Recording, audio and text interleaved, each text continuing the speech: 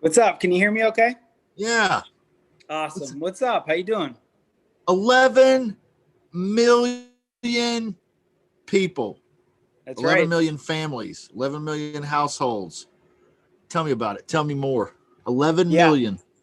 Yeah, that's from back in Q2. Sometimes it takes them a while to gather all that data, but the reason I post that stuff to the group is because investors, wholesaler investors could take that information and, plug it into your local market. You want to pay attention to those trends because obviously you guys look for distressed sellers, as do I. And, those are key indicators that you want to focus, people that are struggling to pay the mortgage, falling behind. Yeah. Uh, I'm trying to find it, man. Because I want to show this. I want to share the screen to show this, the article that you shared. It was an article, right? Or Yeah. It was an okay. article. Yeah. Okay. Yeah, look at this. I want to show the screen here. I'm going to share screens.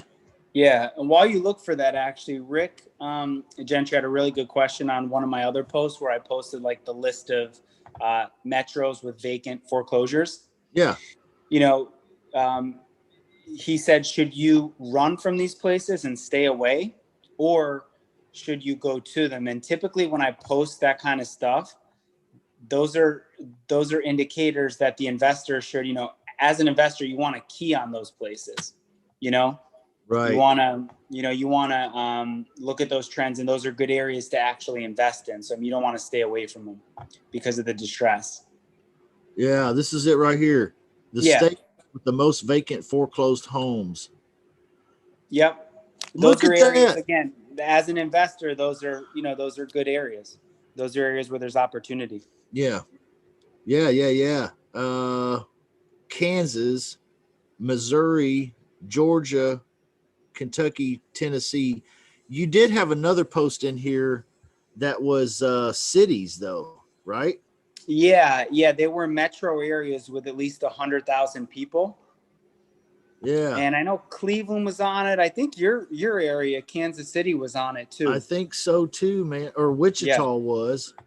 Wichita, Kansas, which is not too horribly far. There it is right There there. it is. Yeah. 150 metro areas with at least 100,000 people. Of those metros, here are the ones with the highest vacant foreclosed properties. Now, that would indicate bank owned, right? Yes.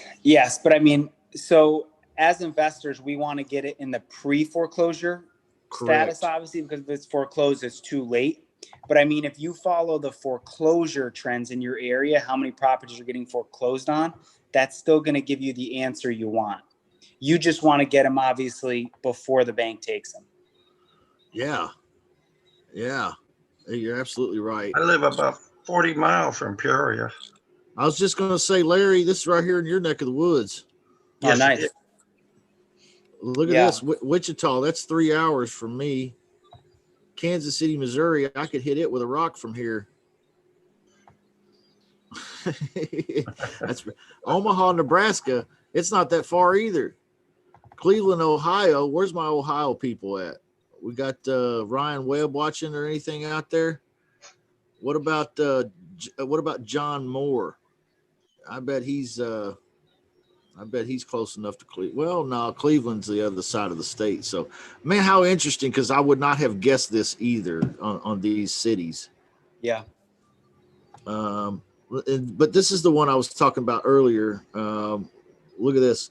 Q2 numbers on households who fell behind on mortgage payments.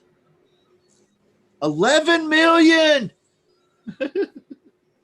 Yeah. Can you believe that? Man, Crazy. that makes my body parts tingle, man. I'm serious. It really does.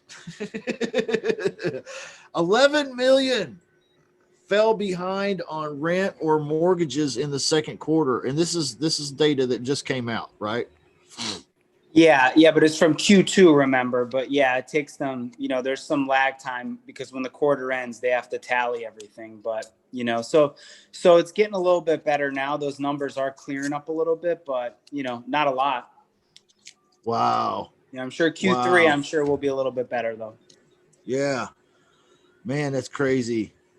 Well, 11 million opportunities exist then. Yep. That means if they're behind on rent and mortgage, that means 11 million people have in country boy terms, payment problems. Correct. Yep. I mean, if I'm reading it right? I mean, why else would you not be? Why would you be late on your mortgage and your rent? I have a mortgage, and I paid it every month this year. I'm just saying. I mean, I don't have a payment problem. Well, we hope so. Right. So I think a lot of it has to do with the unemployment too. I think that has to be, I think those two are definitely linked, because the unemployment rate is so high. It's 8.4% right now. And like people are making a big deal about how it just came down from 11, which is obviously great. But I mean, if you look at what it was pre-pandemic, it was like at an all-time low. It was under 4%, and now it's still more than double that. So I think that has a lot to do with it. Yeah. I think you're probably right. And it's a staggering number, 11 million. Yeah. Have any of us ever seen 11 million of anything? I'm not talking about just dollars. I'm talking about 11 million of anything. It's a lot. That's a lot. Yeah. And if they have payment problems, then that means that they fall into a couple different categories for us. Typically, if they're living in these houses and they have payment problems, that means they're pretty houses, right? And that also means that they would need or would probably be open to a creative solution. Also, it could mean that they are in or rapidly approaching what is it called? A Liz Pendens? Yeah. It sounds like a girl I dated once. Liz Pendens. I hated her. It's horrible. I'm just kidding. So if they get a Liz Pendens, then what happens next, Bob? The pre-foreclosure process is going to start, meaning the bank is going to start to file the foreclosure paperwork, which they'll start to take the house back from the homeowner. Okay. I'm sorry, I just got a note here from somebody saying they couldn't get into the Zoom room. Mary, I'm sorry. I don't know what's happening. There's a lot of us in here. It's try putting it in the browser.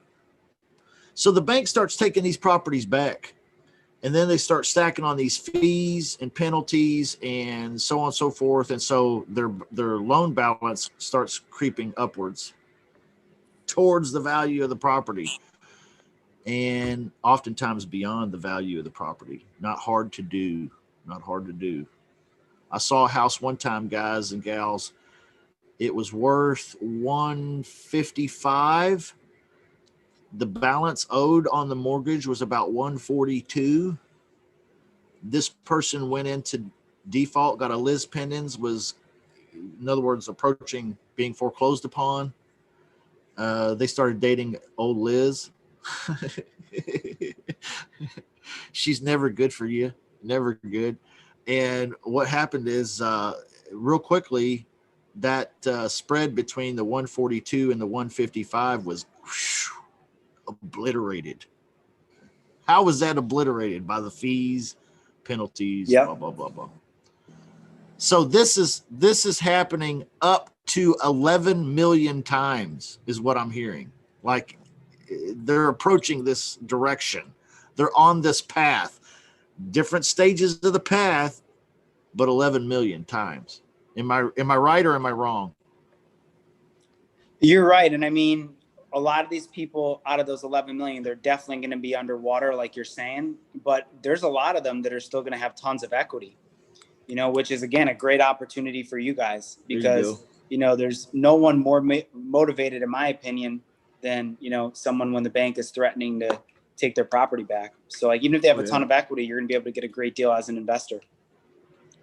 Absolutely. So creative options, creative solutions, and then go to universalshortsales.com. Bob Vieira is the short sale resident expert here for Real Estate Wholesalers Club. Now, I know he's a part of other groups and stuff, but I like to claim Bob as ours, You guys are my favorite. You're our favorite too, Bob. We appreciate you saying that, man. So go to universalshortsales.com because Bob does short sales in how many states? All 50. Boom. There you go. You got no excuses. So if you don't know how to do short sales, that's when your property owner is underwater and in default. They're going to be foreclosed on, and now they owe more than the property's worth. Great. Worthless lead. Except you can take that and hand it over to Bob. And Bob he's equipped. He's got the tools, the expertise to do the short sale process. And then you send them money, right? You send the wholesaler guy that sent the lead, you send him money. That's it. $500 every time you send him a lead that he can work out. And so it's just another tool in your toolbox. Universalshortsales.com. How much does it cost to get signed up where we can start sending you leads, Bob? Zero. And actually too, when you sign up, I just created a brand new ebook. It's about how to handle those calls when you're on the phone with those motivated sellers that are behind. Yeah. That are behind on their mortgage. So you guys could use that to your advantage in your business, because even if it's not a short sale, you could learn how exactly to talk to that seller. Really there's no right or wrong ways, but I just tell you exactly what works for me, because that's all I do all day is talk to people that are in these situations. So, I tell you exactly what I say, the tonality I use, to understand the psychology of that person. And just fill out the form and I shoot it right over to you. Okay. So I was going to ask you why I got so excited there. Is because I just got off the phone with David. David's in the room right now, in the Zoom room. New York State resident. Okay. What's up, David? He asked me this morning specifically. He was like, Justin, I want to role play this pre-foreclosure phone call. Like, how do I break into it? What do I say? How's it flow? Don't go easy on me. So we fumbled and bumbled around with a couple different 2 or 3 scenarios for 10, 15 minutes. But I think this book is right up his alley. Am I right? That's or awesome. Am I wrong? Bob, am I right? Is this the book that he needs? Oh, yeah. I thought you were asking him. I was like, I don't know. Yeah. I am literally created it so that when you're talking to people in pre-foreclosure, or that, maybe they're not in pre-foreclosure, but they're like, hey, Justin, I'm about to be behind on my mortgage payments. I literally tell you exactly how I talk to them, what I say, the tone I use, why they're motivated, what makes them tick, so on and so forth. So there you go. Yeah. Where'd you put that book? Where is it? I could post it in the group. I mean, really, you just fill my form out and I'll okay. shoot it to you, but I could post it in the book. If someone PMs me on Facebook or, whatever. Dude, that's huge. Thank you so much for writing that little booklet. If you can put it in the Facebook group. I literally just finished it like a couple of days ago. So awesome. Yeah, tag it in the VIP group if you would. Yeah. And then that way all of us that are signed up with you already can go grab it. And then if you're not signed up with Bob already, then get up real close to the screen. I'm going to hit you in the head lightly with a small hammer. Why are you not signed up with Bob? It's free. Okay. So cool. David, did you want to role play a little bit with Bob before he runs? I'm at work, so. Okay. Okay. Okay. Does anybody want to role play a little bit with Bob? Bob can be the homeowner or the caller, either one, with this pre-foreclosure concept, or the people that are in default. Anybody? Maybe next time. I'm setting you up, Bob, for next time. We're going to put you, You got out it. You got it. Whatever I can do to help. Next Tuesday, David, bring the heat, man. Okay. Count me in next week. All right. Love you, Bob. You have a blessed week, man. Love we'll you talk guys soon. too. All right, guys. Have a great week. Thanks for having me. Thank you, Bob. Bob's a great guy. Great guy. You got to love Bob. Bob's a good man. He does good work. He does good things that help people. And it's a blessing to have him here in the club with us because, man, short sales, that's just like a whole other thing that you'd have to learn in order to pull that off. So I like having Bob around. What's happening in you guys' business? Let me say, first of all, it's good to see everybody here. It's good to see Larry here from Illinois. He's not very far from Peoria, which is, we just found out, one of the biggest problem towns in America. Yes, sir. You better start working over there. They got nowhere to turn. They're so low. They got nowhere to turn but Larry. So it's good to see Larry here. Jerry Smith, good to see Ricky. Ricky, it's been a minute, man. I've been missing you, dude.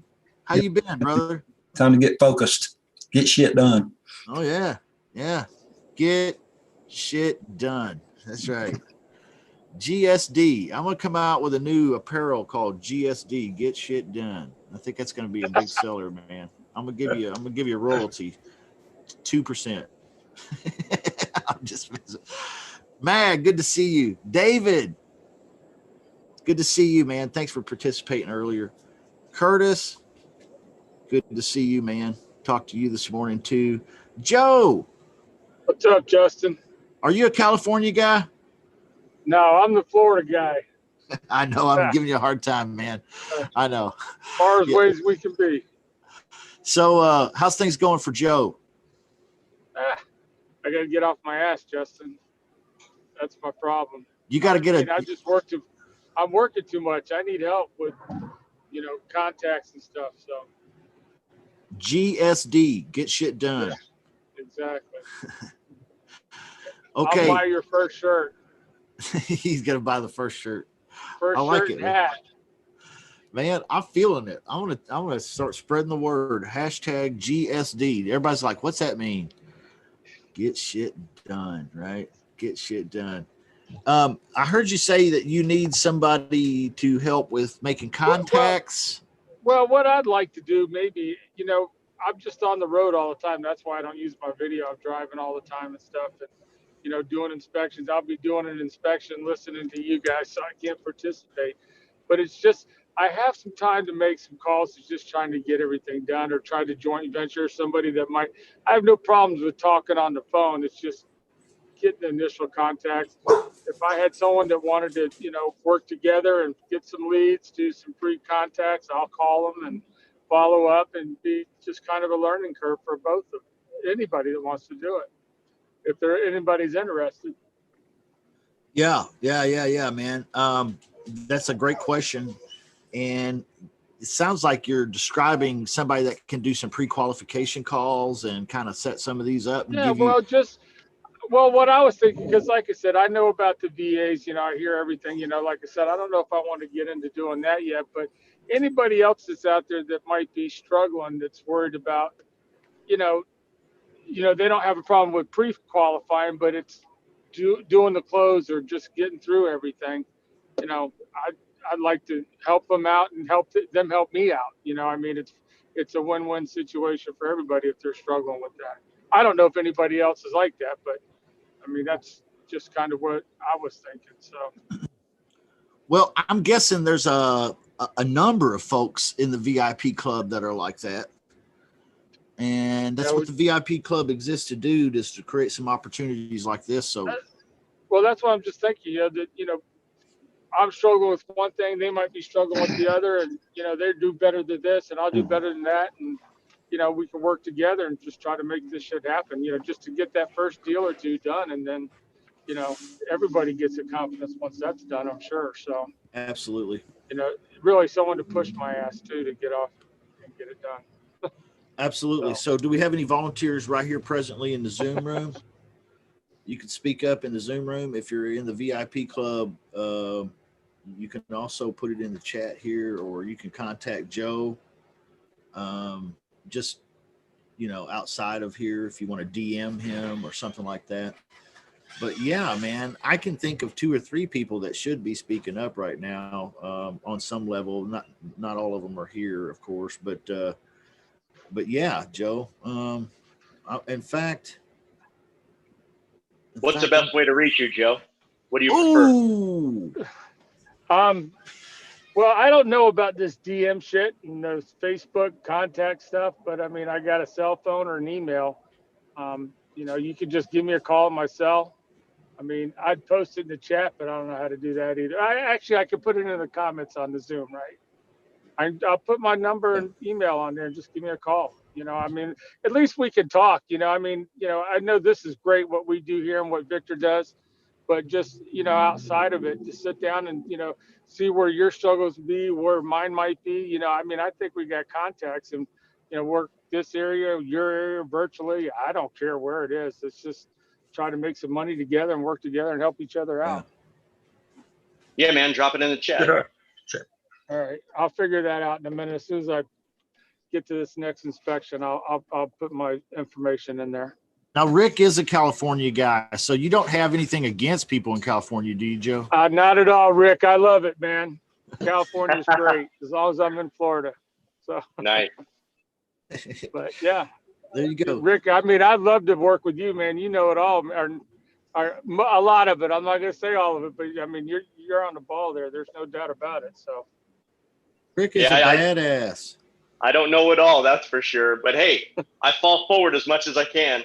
that's what, like I said, everybody in here, I mean, what Justin set up for us, I mean, you're not getting that anywhere else. I don't care. I mean, you just, everybody here is willing to help everybody else, and like I said, that's why I always said, especially if people have questions about a house or they're not sure they want to, that's what I do is I do home inspections all day long. So, I'll be more than happy. You got a question, shoot me a picture. I'll tell you how old the roof is or estimate it, and air conditioning, plumbing, whatever. So, I love helping people out in that situation. So that's the power and the beauty of the VIP. That's exactly it, Justin. You're not getting anywhere else. And believe me, I've looked a long time for stuff like this, and it just doesn't happen. So, Well, thank you for saying that.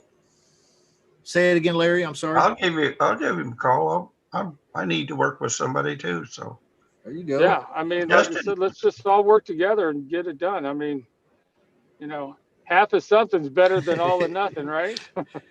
That's what I've always said. I'd rather have a small slice of a big, big pie than to have a big, big slice of a real, real small pie. Y'all know what I'm talking about. Yeah, I appreciate you fellas stepping up. Rick, I wanted to welcome you to the show here today too. I didn't mention you and Vernon snuck in. I want to say welcome to you guys too. Glad you're both here. Glad everyone's here, really. And folks watching here, I don't know why folks are having a hard time getting in the Zoom room. I don't understand. Nothing has changed, guys and gals. I actually had an error from my mobile the first time I clicked on Zoom Justin, and I had to back out and do it again, and then it kind of linked up. So it was interesting. First time I ever saw that error, but it was from a mobile device. But it did work the second time. So just FYI. Yeah, maybe try it again, everybody. There's 10 of us that found our way in here, and probably another handful that didn't because they were getting blocked out. But for some reason, you guys remember Friday, Arturo Ace? He did the show on Friday, and everybody was like, "Hey, it's not live, and where's it at? And we can't get in the Zoom room and all that." I looked it up, man, and Zoom was down. It was malfunctioning, and I'm not sure why, but sometimes that happens with technology. We meet 6 times a week, so we're bound to at some point run into a problem where Zoom is down or something's not working right, or even Facebook. I've noticed that Facebook's been down sometimes, and YouTube too. It's weird. These big platforms start blinking in and out. It's kind of scary when you think about it, because then, what would I do with my life if Facebook doesn't work? Like all my free time and everything. I'm just gonna have to learn to twiddle thumbs again. Like I'm gonna practice this until I get really good, because right now I'm just doing this. Yeah, you would actually have to call somebody to say hi. That's Oh weird. my gosh, I can't even imagine, like I'd have to interact with real humans, you mean? Yeah, that's tough. That's a toughie. So what's happening in you guys' business today? Anything we can talk about as far as, by the way, let me cap that off by saying I really appreciate everybody here in the club and all the participation and all the support and all the help. I'm a coach, but we're all coaching. We all are, when Ricky, he adds something to the conversation, he's helping coach. That's what we're doing. We're helping one another. And I love that, the atmosphere of support and help and love and affection, brotherly and sisterly love and affection. That's just, it's tremendous here. It's almost like a 12-step group, Justin, Hi. I had a question. Yeah. What do you feel is the best? I've turned loose some marketing money, and what do you feel is the best way to for lease options and pre-foreclosures? And I mean, I'm on automated REI, but what else can I? Yeah. Maybe somebody else in here too could we could take a poll on what everybody feels the best or something. Maybe here. Yeah, let's do that. He's talking about generating leads for motivated sellers for creative deals. I like to do the scraper on Zillow, which, by the way, this week is down. Did anybody notice that? Anybody having problems with the Zillow scrape and blaster? Yeah, so I had problems. I sent out a text blast, and the URLs from Zillow were not showing up on the actual history. Yeah, there's some weird things happening with it, and they're on it. Okay, we'll let them know they're working on it. Usually they're pretty quick about fixing stuff. I was with another scrape and texter about a year or two ago. Well, a couple of years ago now, maybe a little longer even. And it was down sometimes for months, weeks, months, like crazy. This one here, they usually get it back in operation within a day or two, sometimes hours. So, but this week Zillow is not working properly on the scraper and the blaster. So if you don't know, now you know. What do you do? Great question. Oh my goodness. What do I do? My one plan for generating leads this week, scraping Zillow for sale by owners and text blasting them. That's not working. The machine is down. What do I do? What do I do? Is that basically the same question, Larry, but in a different way? Yes, that's basically, I just want to know what everybody's doing, whether they're buying a list or, or I have a plan to find leads, but just doesn't seem to be working real well. So I'm just trying Justin. Okay. Yeah, Jerry. Are you familiar with scraping solutions? Not familiar with them. No. It may be very good though, Jerry. It may be a very good tool. Okay, I am, but I've never used them. Joe McCall recommended a lot to all of his students, and quite a few people in his group I know is using it. In fact, I was looking into it this weekend, and I think I'm going to start using scraping solution also. Okay. Is there any way you could pull that up? Scraping solutions? Yes. Yeah, let me see if I can pull it up and then I'll share screen. We'll just take a look at it. I'm not familiar with it. But I was thinking, I know you can get a large package of leads. And I was thinking maybe we could all go in together and just buy a few thousand. I think they sell like 100,000. And if there was a way we could split it up, Okay. That's a good thought too. Anybody interested in partnering up with Jerry? Larry, I haven't forgot about your question. We'll take care of you. Let me see if I can share screens here too, and what he's talking about. Again, I'm not familiar with it. We're talking about generating leads. What do you do? How do you do it? Normally, I run Zillow Scraper, Craigslist Scraper. Here's another scraping machine, it looks like. Everybody seeing that okay? Scraping Solutions. I think I'm on the right one. Yes, yeah, you are. Go over Okay. to pricing and you'll see the different packages. Oh, It's just another scraper, just some are more expensive than others. There's so many scrapers out there now. But Yeah. Joe really likes this one, that's for sure. Joe Okay. McCall, I mean. Okay. Joe likes it so well that he tells his students don't share it with anyone else. Wink, wink. Right? Wink, wink. Don't share this. Okay. They charge a one-off development fee of $386 or less to develop full custom data extraction script, run the scripts. Okay, I'm gonna slide down here to the starter packages. This stuff keeps popping up. I don't care what Jesus Yin just did. I almost called him Jesus. I'm sorry about that. Yeah, I've been reading my Bible a little more lately. I'm seeing Jesus and things.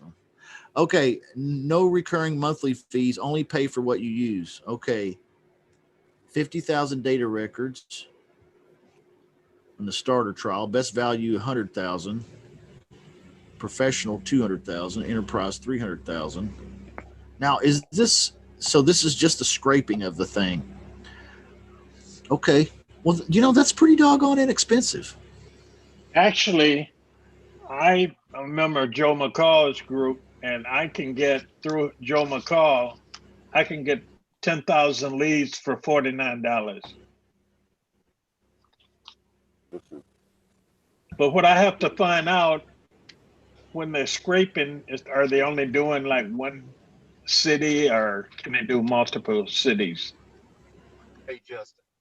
Okay, yeah. Somebody have a statement? I couldn't see who that was. Or I don't know if you can hear me or not. Yeah, I can hear you. Yeah, I've actually used scraping solutions before, and Jerry, yeah, what you'll do, they have what's called bulk scraping, and basically they will send you a something similar to an Excel sheet, and you can basically scrape an entire state at one time if you want to. Okay. You can do counties, you can do zip codes, and what they don't tell you on the website is they also scrape for like vacants.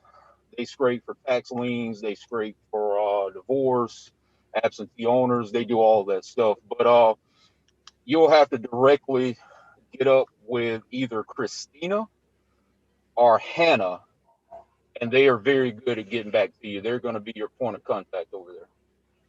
Okay.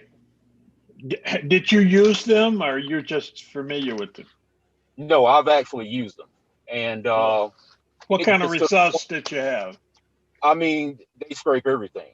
I mean, every single piece of data that you want, they get it for you. What I'm about to do is, or I was thinking was going the vacant route, because they can get very detailed.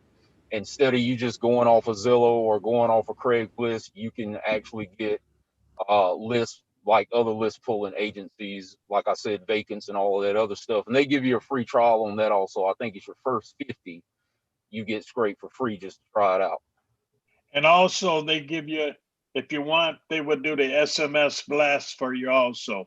And I think that's like 4 cents per blast. It's a separate entity. Even though it's still scraping solutions, you have to create a separate account. Yeah. You can also buy your numbers through them, but yeah, and they also have a service that you can try free for 30 days. To where, they have a team that sends your text out for you, but keep in mind that they don't know how to respond. They are going to send them directly what you tell them to, and nothing more. Right.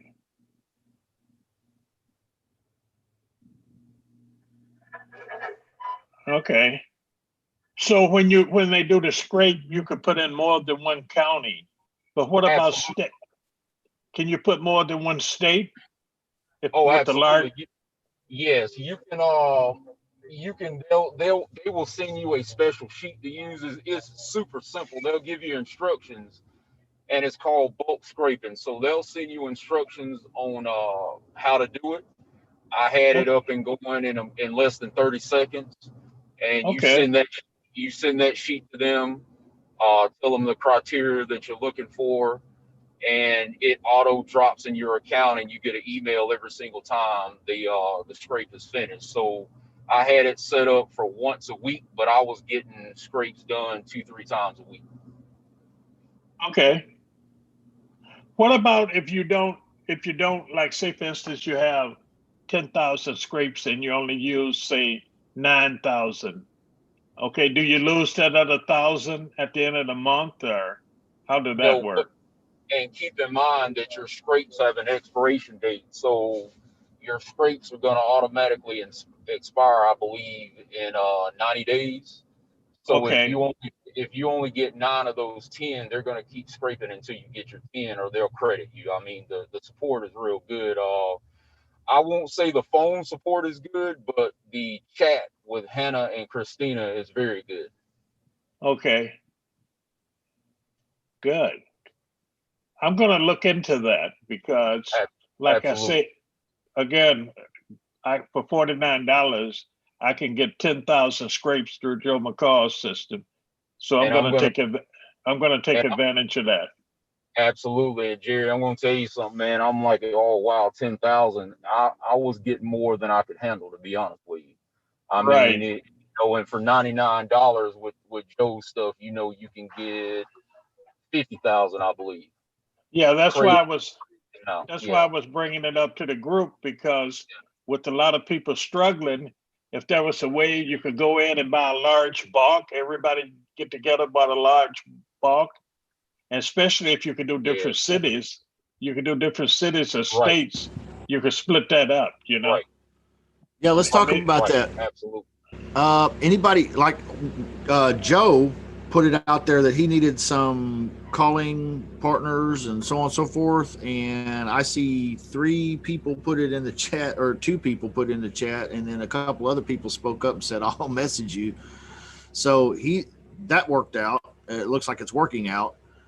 Now we have somebody that's proposing that if there's anyone that wants to throw in on a package using this scraping solutions, speak now or message, or Jerry, why don't you put your stuff in the chat here so we can reach out to you about that? Does that make sense?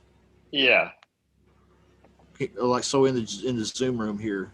So if you're in the VIP club here and you want to participate in that, I guess just send Jerry a direct message. What's the way to Yeah, contact you? I'll put an email in. Okay. Okay. Um, So you Just- guys may be able to split a package in maybe 2, 3, 4 ways, or half a dozen. That's not a bad idea. I recommend folks do that with PropStream too. Yeah. Okay. Justin, Yeah. What's up, Mag? just changing the subject a little bit here. I just want to know, I don't know if you ever done it, bank REOs or HUD humps, and if so, if you can explain a little bit of, the benefits of it and the ins and outs a little bit. The ins and outs of what again? The bank REOs or HUD homes. Yeah. It's not something that I've been doing a lot of this year, but before this year, I did a lot of it. And so I can't really speak to anything currently going on in the banking world with the mortgages and the foreclosures and the reselling of the properties and so on and so forth. I don't have like this week's knowledge, but I do have pretty recent knowledge, and I can explain to you how it normally works. Okay, at least before. When I'm talking about normally, I mean pre-pandemic. Okay, so some things maybe are different now. Probably not vastly different, just somewhat different. So, yeah, to do bank-owned wholesaling is very simple, very simple. How do you find bank-owned properties? Anybody answer that question for me? How do you find bank-owned properties? Let's talk about it. Anybody got an idea? REO Realtor. Yeah. Right. So there's a REO broker or a realtor in your area. Okay. A number of them. There's a number of them, not one or two. There's a few probably. And that brokerage gets a list, a spreadsheet of all of the Bank of America foreclosures, or they get a spreadsheet of all of the Chase Manhattan foreclosures, or all of the Wachovia foreclosures. Or so see, now there's various brokers that are handling various books of bank business here. Okay.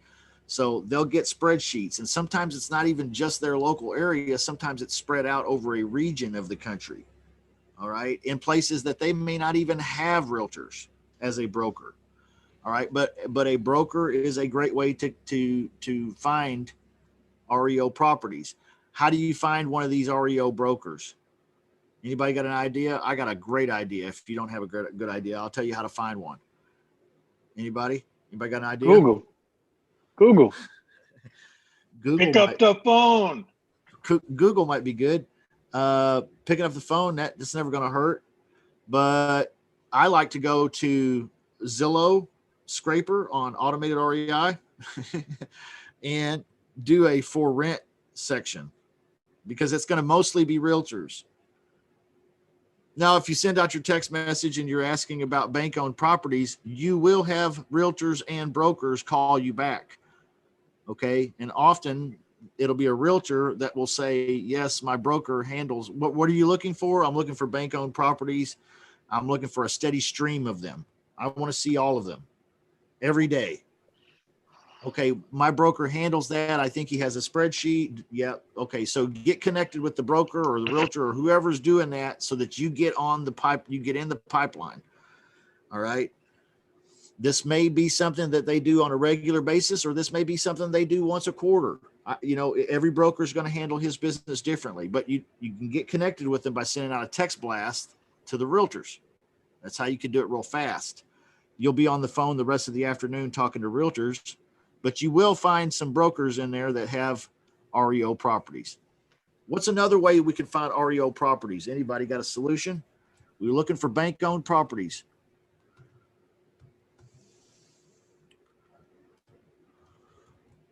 What about that one, Rick? PropStream. Yes, sir. Can I find PropStream? Can I find bank-owned properties on PropStream? Yes. Better yet, can I set up a notification so that it tells me immediately when a bank-owned property comes on public information? It lets me know immediately, a notification. Is there a way to set that up? Yes. Yeah. Yeah. So there you go. PropStream is a great way to do it. Is there another way to do to find bank-owned properties? Anybody else can think of any others? There's some other sites and stuff. Sure. There's some other sites and stuff. I'm trying to remember what it is. I can't think of it for some reason. Me and my team, we use PropStream. Okay. We use PropStream for this when we're doing it actively. We're using PropStream. And we're getting notified every day of properties that fit those requirements, those filters. Okay. So we have a steady stream. So that's getting the leads. That's getting leads. What happens next? We get bank-owned leads. Let's say you have a spreadsheet now, or you've got a handful of bank-owned properties sitting in your inbox that the broker realtor sent you. What do you do next? Anybody have a solution? Anybody have a thought? Run analysis on all of them. Yeah. Right. That's what we do. We run comparables. That's what we do next. David, was that you? Yeah, that's me. I think that was David. Okay. Yeah, good answer, man. So run comparable sales. What are we looking for here? Somebody tell me, what are we looking for? I like Socratic stuff, so I want you guys to participate. Help me learn here. What am I looking for when I'm running comparables? Be looking to see if it's a good fit for the numbers. Okay. Yep. Good answer. Anything more specific anybody can add?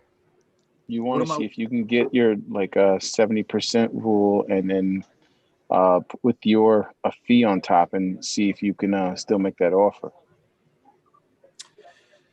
Yeah. You want to see if you can find what the ARV is. Okay. After repair value, because most of these are going to need work. Okay. And you're going to want to see if it's priced near that. It shouldn't be. It should be relatively low. Okay. But you want to get a gauge on where the bank is versus the after repair value. You just kind of want to have a sense of this.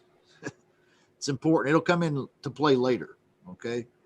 Now that you have an ARV and you have some comparables, let's say it's worth 100,000 in good repair. The bank is asking 76. What do you do now? It doesn't work, right? Throw up your hands, walk away. Is that what you do? What do you do next? Make an offer. Yeah. Asking price 76K. Let's say that. All right. So this is what the banker set it at. It's worth 100,000. He's asking 76 on his listing with the realtor. What do you do next? Steve says you make an offer.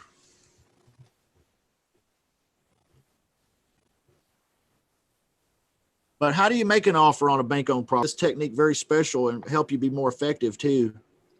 Okay. The first thing is when you make your offer, you're going to want to make your offer through the realtor,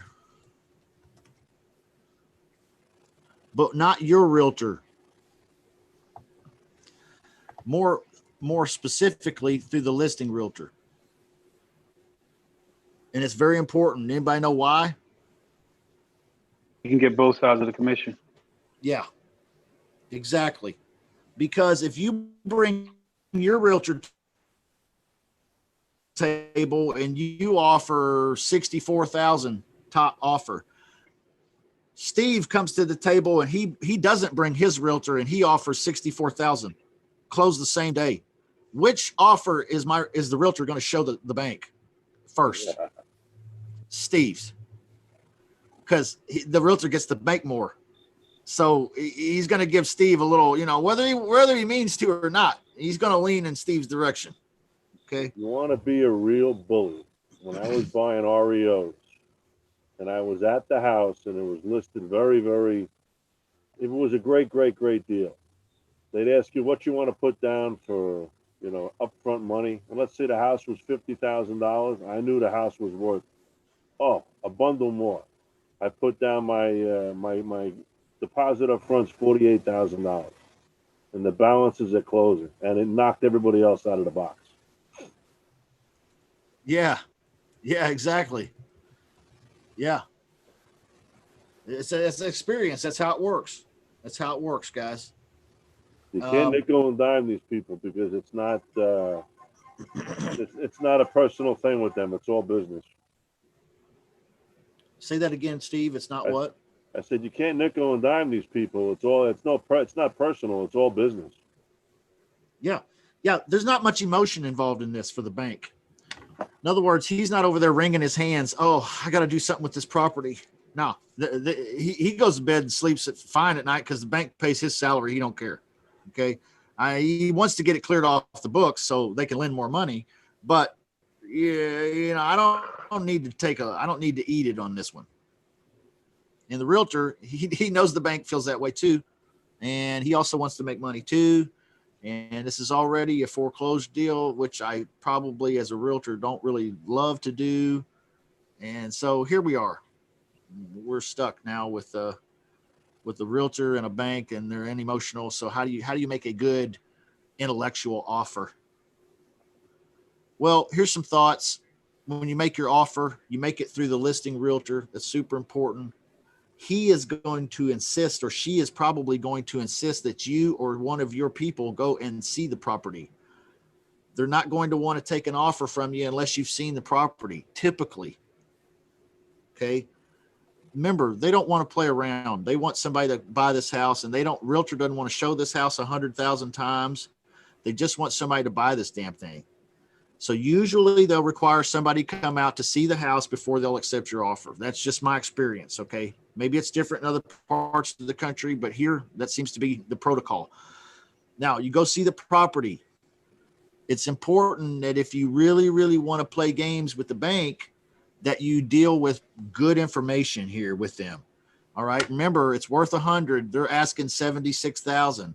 It's important when I make my offer that I submit it with a scope of work and an appraisal. I know you don't like to hear that, but it's important that I do it. My team, at least, this is how we do it. Okay. When I submit my, I'm sorry, I said ARV appraisal.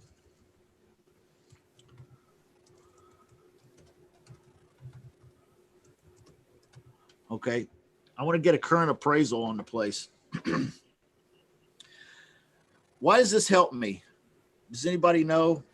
Or am I just blowing smoke here? You can show it to your any interested parties in buying it. Well, I'm going to need an ARV appraisal for that probably at some point. My buyer will, if he's especially getting money from somebody else. But why is it important for me to turn in with my offer a scope of work? Do y'all know what I mean when I say a scope of work? Yeah, to help you get that 76K down. Yeah, exactly. Bingo. You nailed it. Mr. Banker, I'm the realtor. You have 5 offers on the table, sir. This one here is a solid offer, and it is a cash offer, and it is a close and a quick offer. And it also comes with a scope of work, itemizing the expenses of repairs that will need to be done. Yep. This house is going to need every bit of that stuff. He's right. And there's an appraisal that's been done that says the house in its current value is only worth 57,000. So his offer is 57,000. It's justified. It's a justified offer. Are you following me? A justified offer.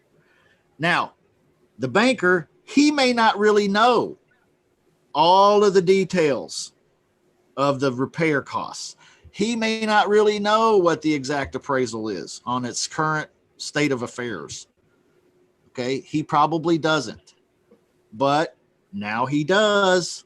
And this is a justified offer. It's justified by the scope of work. It's justified by the current appraisal. Now, versus a $56,000 offer from somebody that doesn't have a scope of work, that doesn't have an appraisal, what does that look like? Low ball offer. What does my offer look like? An intelligent man's offer. Okay. The appraiser said this house ain't worth what you're asking, Mr. Banker. Here's the best we can do. Okay. That's been my experience with bank-owned properties. There's a few other things I could share with you here about bank-owned properties. When you make your offer, you want to make your offer like this.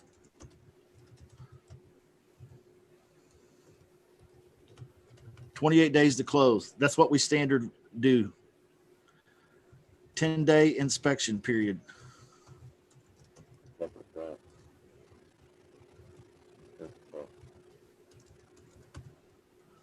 Okay. 10-day inspection period where the EMD is refundable.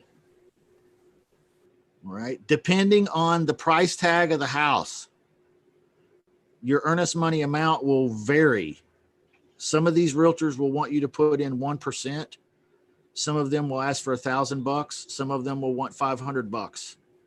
It doesn't matter what they ask me. I'm going to say in my offer, 100 today, and then 400 when my inspection period ends.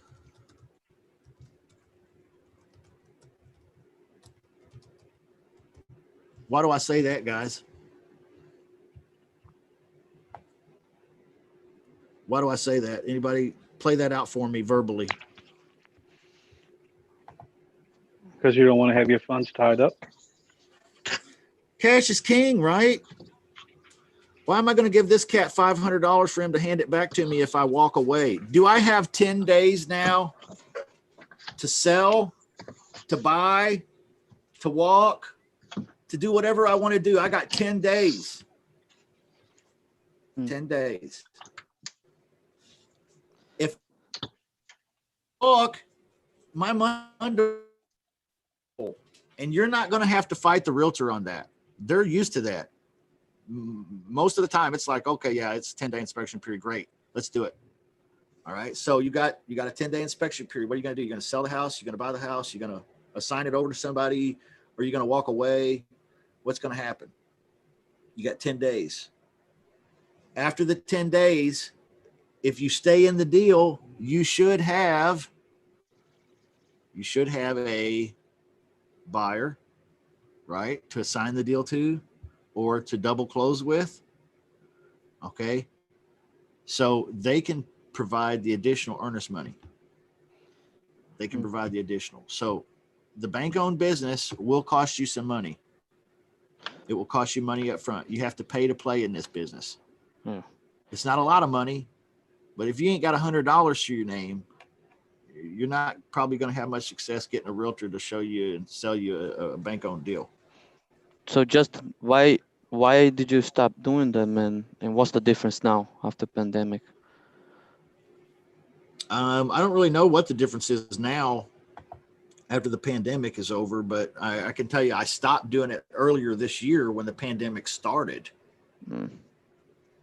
I just wasn't finding any deals, you know, and there was questions of whether or not the inspectors and the appraisers would even come out to a house, and there's questions about whether or not the realtor wants anyone to go in with them. And, you know, like, I was just like, you know what, phooey on this. Let's do some creative deals.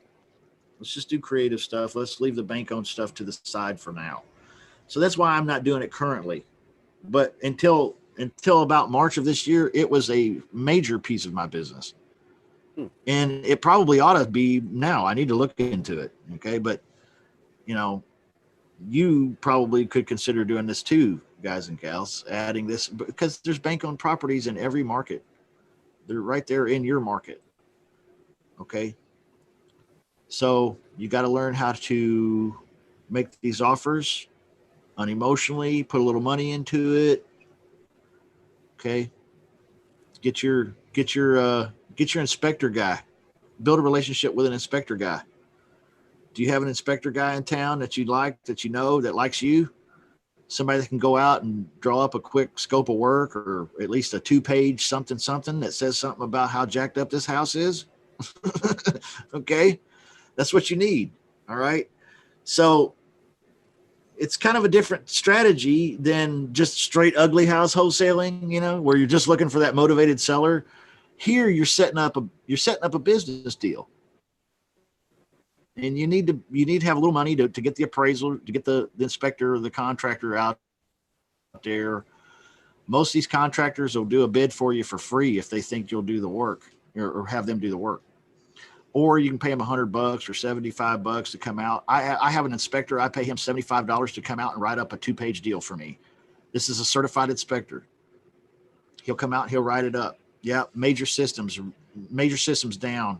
Crumbling brick on the fireplace down in the basement. You know, support beams need to be redone with steel. The roof, it needs to be replaced. The HVAC totally needs to be done. Plus duct work, because it's all asbestos and shit in there. All right. And maybe even some mold mitigation. Okay. See, do you think that banker guy knows that his house has mold? I doubt it. He ain't never even been inside that thing. So you send a guy in there that's professional, certified. He can write up all this stuff. This stuff just adds up, man. Steve. I got one for you. What do you got? I was working on a house in Florida to buy it years ago. And I was going back and forth. This house had been listed for way over 100 days. And this bank would not budge. It was GMAC Bank, and it was assigned after that. So I said to them, this house has major problems. They didn't want to hear anything. So I took a piece of the sheetrock and I put it in a box that was mold and all that black. Yeah. And I put a danger thing around the inside of Yeah. the bag, and I put it in a box, and I mailed it to the underwriter at the bank. Wow. 4 days later, I was offered the house for less money than I had even offered. Wow. So put it back on the market. Yeah. Yeah. I think it Yeah. makes a big difference with who you're talking to. If you're dealing with a Wells Fargo or a Bank of America, or you're dealing with some investor that bought the paper and was default, and you're just trying to get out from under it, you're going to see a lot of that coming. Yeah. A lot of that Yeah. coming. Yeah. Anyway. Yeah. Good advice, man. Good advice. I don't know if I have the balls to do that nowadays, though, Steve. Gotta be careful. Yeah. I put it in a sealed bag, and I put a letter across it and all that. So be careful. And they didn't know what this thing was. Who the hell's sending it to me? They tear the box open, and the guy called me right after I got it. We're calling our lawyer. I said, go ahead, call your lawyer. It's in your property. I'm just letting you know what's in your property. And the guy, after I went the contract on, called me laughing. He goes, no one's ever done that. I go, well, I got your attention, right? There you go. Knock it off. That's a beautiful story, man. That is a good story. Steve, when you writing your book, man, because you got a lot of really kick-ass stories, You got my dude. book. I sent you a copy of it. No, you didn't. I sent you a copy of it? No, you got to send me a copy. All right, man. I'll email one over to you. All right, brother. Contributing author in one book, but I'm going to come out with another one soon. I'll read it. Was Rick going to say something? Somebody was speaking up there too. Who was that? Oh yeah, man. I just I got to jump off and take this other call, but also another thing when you're trying to do bank owned type of stuff, a lot of banks just don't allow assignable contracts, at all. And some others will counter an offer and put a restriction on it that keeps you from being able to immediately resell the property. So then you have to look into like either transactional funding or starting to flip an LLC. You know what I mean? So I just wanted to throw that out there because some variables pop up that you really got to keep an eye on when dealing with REOs. Yeah, so true. Here in New Jersey, what I do is I buy the property with a trust, and then I sell my interest in the trust to the investor when I come across that with complications with the bank. Yeah, that's the easiest way, man. It's clean and done for sure. Right, and that way you circumvent the being a realtor in New Jersey because they can get real sticky with that here in New Jersey. Yep. Hey guys, I gotta go though. Good chat, and I'll holler at y'all later. Yeah, Rick, good to see you, man. Thanks for your input, brother. Thank you guys, man. Appreciate y'all. Yeah, he's absolutely right. When you go to close with these banks, I will admit to you that I have done these bank-owned properties numerous times, including the assignment. It was a literal wholesale assignment. They let me get away with it a few times. I've done it. Most of the time, though, he's right, and they'll want you to completely close on the property, and then you can sell it to someone else, okay? And then there are some cases, which are even more rare, but still the case, where the bank has a stipulation on it where it can only be sold to this isn't pretty rare, but it can only be sold to a homeowner for like the first 2 weeks or something. And then after that, it goes to being available for investors and other people. Okay. So sometimes they play it out like that. They'll make it available for a certain time for a residential homeowner, or then later they'll open it up for you and me. Sometimes you don't know until you ask the realtor about that, where that's at. But then there's other times too, where you're dealing with government loans and stuff where they won't allow you to buy it and then immediately sell it. They'll want you to buy it, commit to holding it for 6 months or whatever before you sell it. Pretty rare. I don't see that very often in my local market here. Okay. So that may be something different in other places. I am familiar with it, but it's just not something I run across very much here.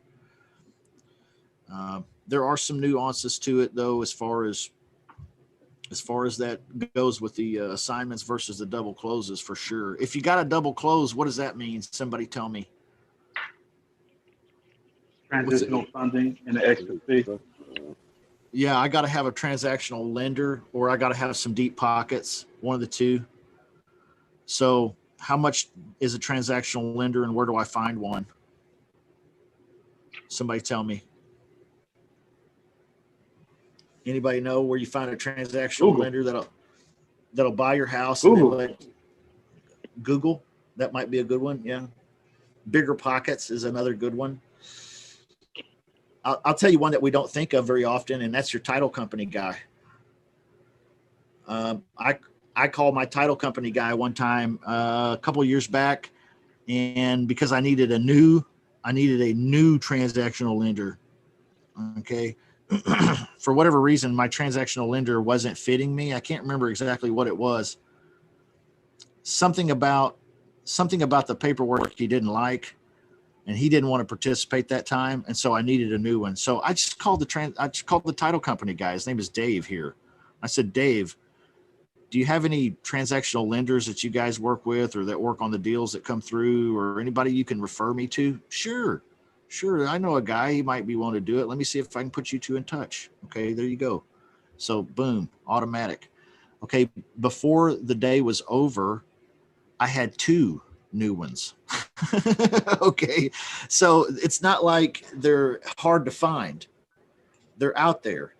All right. They just need you to stand up and say, hey, does anybody do this? Okay, is anybody interested in making 2.5% on their money in 24 hours? You bet your sweet bippy. Can we do that every day of the week? That's what they want to know. Sure. So that's how you do it. You gotta have a transactional lender, and then you gotta close, and then you gotta sell again. You gotta sell to your buyer. Okay. Usually it's pretty clean. I guess I could mention one other thing that's kind of a pain in the rumpus nowadays, and that's they stopped taking written offers for some reason, a lot of them. And so now you have to do you have to go online and fill out some kind of fucking online offer form. And it sucks, man. It sucks. It does. It sucks. And what sucks worse about that is the realtor don't even know how to get in here and fix this shit. And, Like it is, man. Don't hold back. And then let's tack on how it gets worse from there. And then you submit it online. If you're successful online and your realtor's on the same page with you, with it being online, or not your realtor, but the listing realtor, then you find out that you're in Kansas City. Then you find out that the title company that they want to close at is in fucking Denver. That's what it was. That's why I needed to have a transactional lender, a new one, because my original guy, he doesn't want to close in Denver. He wants to close with people he knows, right? He's handing over a bunch of money. He doesn't know anybody in Denver. So he wants to do business where he knows how to do business. So I had to find somebody that's comfortable with closing in Denver. Okay. So you get some weird shit that happens with banks. Okay.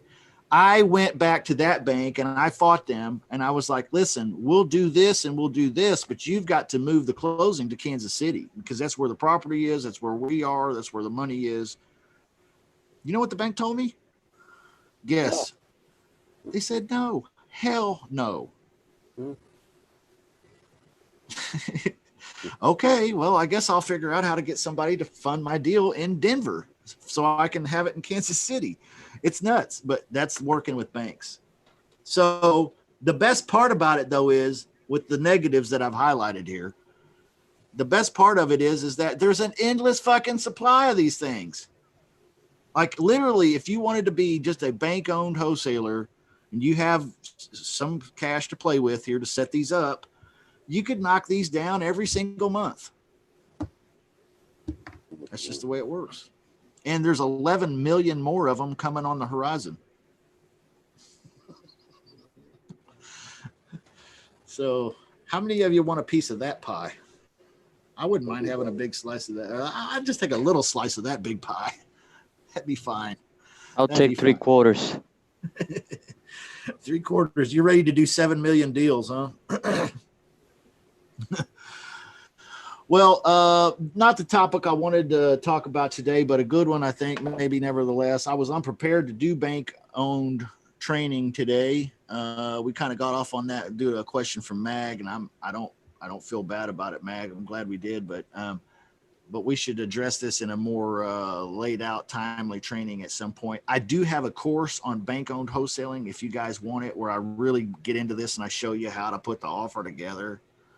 Okay, if anybody wants that course, I'll give that to you for free. But anyway, tomorrow we got role play with Victor, and then tomorrow night we're going to practice.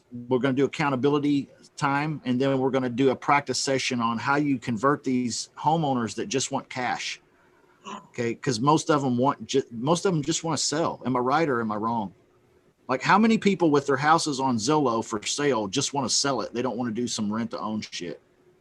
Right? Like all of them. They all just want to sell.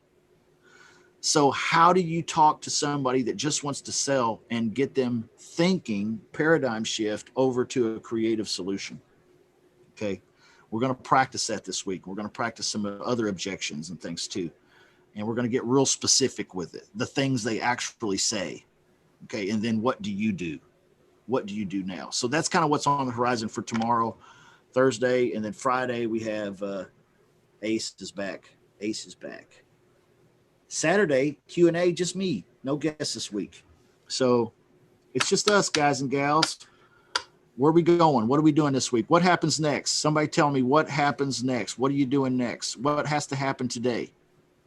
People are asking, where's the bank-owned course? Bank-owned course. I'll put it in the VIP club. All right. On Facebook. I'll put a link to it. What happens next? Steve was acting like he's going to get on the phone and talk to somebody about giving him some money. Okay. Always raising money. Never stop. Got to get that money. Somebody's got to do it. You know. Now, bees make money right now is not the problem. The problem is finding the deal.